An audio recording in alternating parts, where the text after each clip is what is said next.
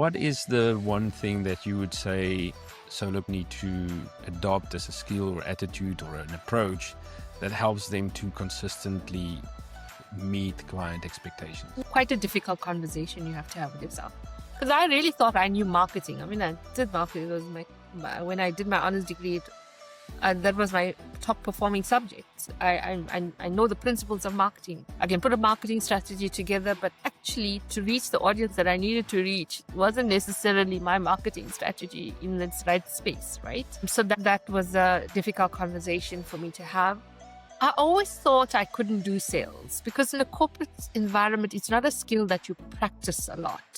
Because again, we think about sales as like a hardcore sell. Like I have a product or a service that I can offer you and you pay for it. Come and knock on your door and say, yes, hey, yeah, ma'am, like I feel like the vacuum cleaner. Can I interest you in my cookies? And it actually isn't. It actually isn't. Again, it was, and I started thinking again back on my journey in corporate and particularly at Standard Bank when I first started off. Your development used to happen via a graduate program, and they just started off this whole concept of learnerships that had been introduced into the South African market. And they had 25 people on the learnership program. And they were getting, there's a tax incentive involved, and then you get funding from the CETA, and they were getting like 100,000 Rand, and they thought it was a great amount of money.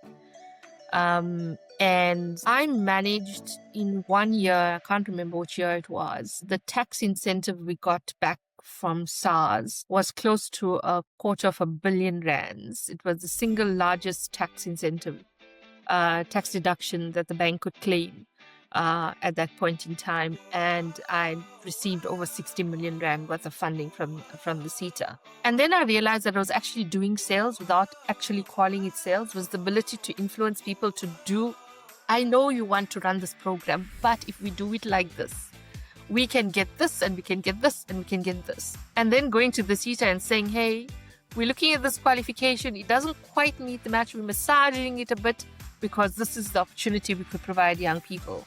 So I'd been doing it all my life. And it's when you have that realization and start thinking about, are you able to influence somebody to see a different perspective, firstly?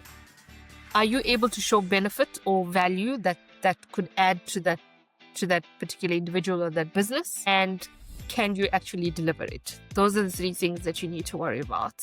That was a very quick masterclass in sales. Thank you. Was it? Oh, and that's exactly what it's about, right? Yeah.